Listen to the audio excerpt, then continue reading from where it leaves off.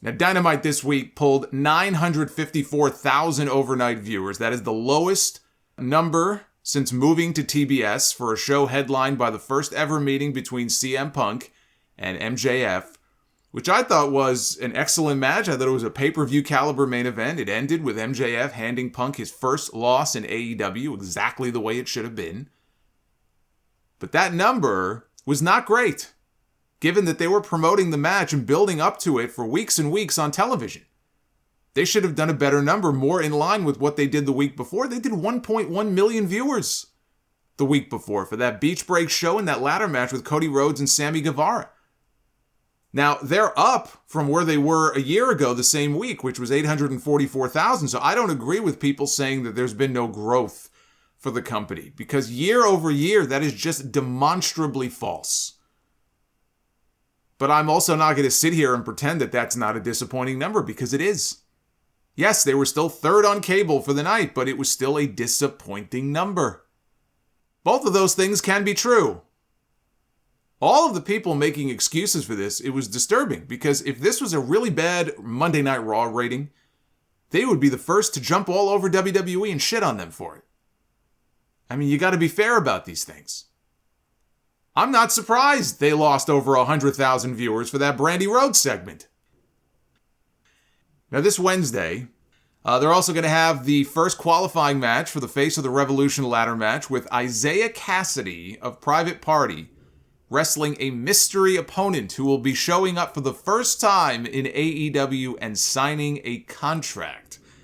And on that note, Tony Khan had promised some scoops on Rampage Friday night, some sort of special announcement. This after he appeared on Busted Open Radio Friday morning, and he said the following: "Just in the last several weeks, we have made some big signings, and I plan to make some more big signings. Not in the long-term future, I'm talking short-term future. I will still be active in the free agent market, and the forbidden doors shall be opening again very soon. I guarantee you we will be making news out of tonight's show, and then we will have some big news next week too." There was no announcement on the show. That came after the show, when they went off the air, on Twitter. Tony Khan elaborated on what he was talking about by announcing the following: "As referenced on Rampage, I have a surprise on Dynamite. A top wrestler will walk through the Forbidden Door this Wednesday and debut in AEW. The Forbidden Door can be opened for anyone from any wrestling promotion in the world, whether or not it is a company that AEW is on good terms with, even if it is someone from a company that is open for business. They're also welcome to slam the door in the face of their prior company." The big announcement for Wednesday's Dynamite that we referenced on Rampage, that being a free agent debut, and the person walking through the Forbidden Door are one and the same. They're walking in the door, signing a contract, and then slamming the door shut Wednesday on Dynamite. So the person wrestling Isaiah Kassidy is the same person that Tony Khan is referring to in his tweets. They're not debuting two different people on Dynamite this week. Keith Lee, who is now free from his WWE non-compete, is said to be on Tony Khan's radar even before he made this announcement this week. He was said to be on Tony Khan's radar if he wasn't already signed to a deal to come into the company. So Keith Lee is the one who I've been saying when people ask me, who do you think is really going to be showing up soon in AEW? The first two names I usually throw out there these last few weeks are Keith Lee and Ember Moon. I think Keith Lee and Ember Moon are going to end up for sure in AEW. I was a little less sure about the other names, but we clearly are going to see more free agent signings in this company. But the first name I thought of here, or actually I shouldn't say the first, one of the first names that I thought of here was Keith Lee. And my money was going to be on him as the person showing up on Wednesday, but I saw that he and Mia Yim got hitched the other night. I think it was last night. They got married. I would be more focused on my honeymoon than trying to qualify for a ladder match. That's me. But now I'm not so sure. I don't know what their plans are. You know, some people put their honeymoon off. But now I'm not so sure. But when Tony Khan talks about this forbidden door, it is usually in reference to someone who already works for another company. That's why my mind first went to New Japan. And the first name I thought of was Jay White, who is still based here in the States.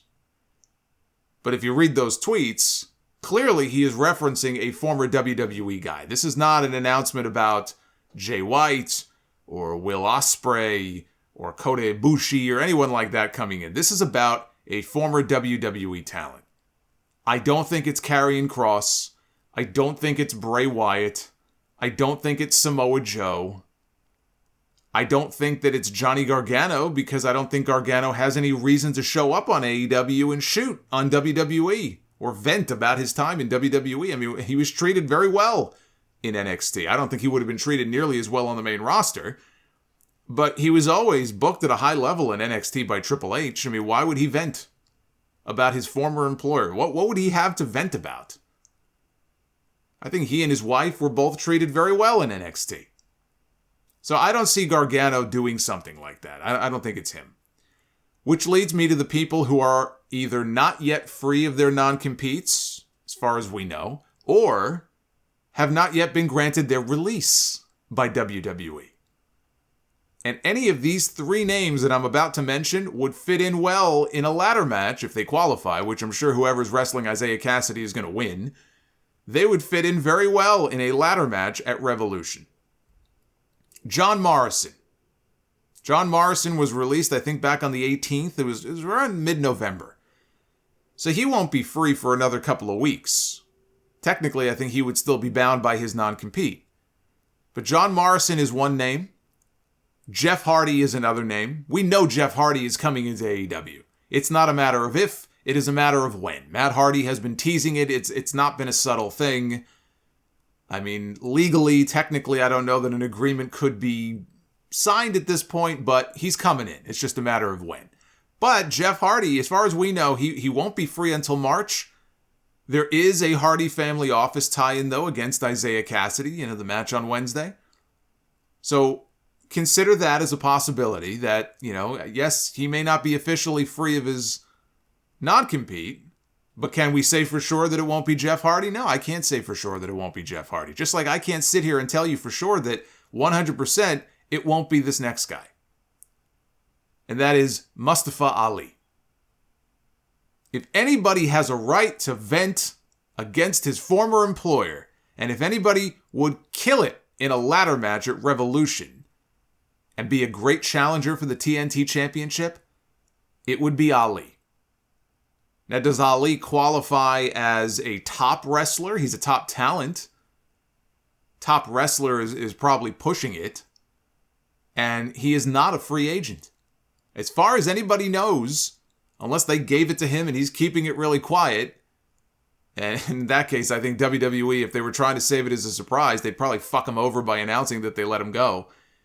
But as far as we know, Ali still has not been granted his release by WWE. He went on social media weeks ago and made it very public that he could not deliver the message that he wanted to deliver and do the things that he wants to do while working for WWE, and so therefore he has requested his release.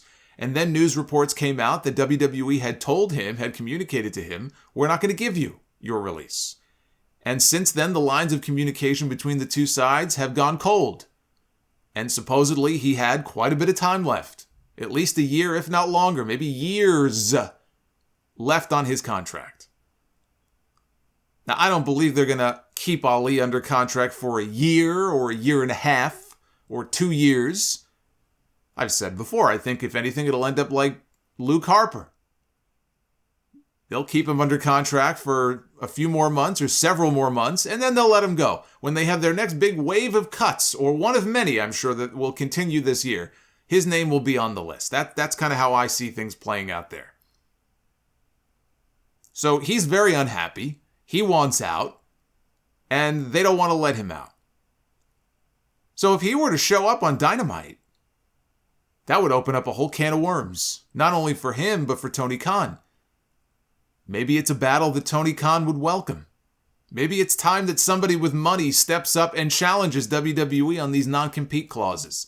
WWE is not the only company in the world that does non-competes. You've heard of non-competes with people who work at fast food establishments. I think, frankly, in whatever industry you're in, these types of non-competes are fucking ridiculous, and I wish somebody would step up and challenge them on it. Maybe that's a battle that Tony Khan and AEW are willing to take on. Of course, it begs the question, does AEW have non-compete built into their contracts? Because that would be awfully hypocritical of them. Does AEW have non-competes built into their own contracts when somebody is let go? That is something I would like to know. Maybe somebody has shed light on this before. I don't know. Maybe Tony Khan has talked about this. I'm not aware one way or the other. They rarely let anybody go, so it's kind of hard to find out. We don't know. Usually, if anything, they'll just let your contract run out. But, I mean, how often do we really hear about Tony Khan releasing somebody early from their contract? I mean, it's happened a few times. You know, Jimmy Havoc is the one I keep going back to. That was a disciplinary thing. But it doesn't happen very often. If Ali showed up, it would create a stir. There's no doubt about it. But it wouldn't be a debut on the level of a CM Punk or a Bryan Danielson or anything like that. You know, one thing I do believe is that Tony Khan hyping it up this way is a reaction to Wednesday's ratings. I absolutely believe that. I believe this is a reaction to that rating being down on Wednesday and being, you know, perceived as disappointing. He wants to create a buzz. He wants to create a stir and give people a reason to tune in to find out who this person is going to be. Who's it going to be? Who's the mystery man? And they're also hyping up a world championship match. We'll see how effective a strategy it turns out to be when the numbers come out. And no, Shane McMahon is not all elite. There are people who are asking these questions, you know, tongue-in-cheek, and there are people who are asking that question very seriously. I know we've seen some crazy things in wrestling, never say never and all that. That's usually true. But no, Shane McMahon is not all elite. First of all, that would be awful. As much as I had no interest in seeing Shane McMahon in a WrestleMania match this year, I have no interest in seeing him sweating bullets on Wednesday nights. Shane McMahon is not wrestling Isaiah Kassidy and going to the face of the Revolution ladder match. Yeah, because when I think of the face of the Revolution, the first face I think of is 52-year-old Shane McMahon. All these Shane is all elite memes. This is the new Cody Rhodes is going to be in the Royal Rumble. How'd that work out?